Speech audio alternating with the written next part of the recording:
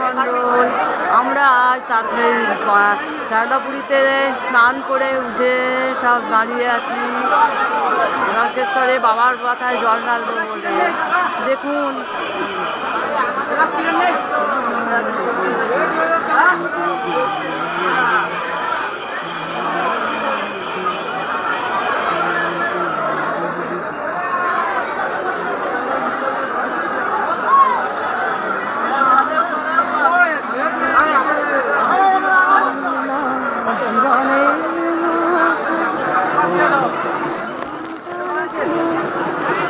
আমার স্বামী, আমি আর আমার এক কাকা দাদা, আমরা সবাই এসেছি এই সারদাপুরীতে স্নান করে উঠে বাঁক বাঁধছি। বেঁধে নিয়ে আমরা সারা রাত হাঁটতে থাকবো, সকালবেলায় গিয়ে বাবার মাথায় জল ঢালবো। দেখছেন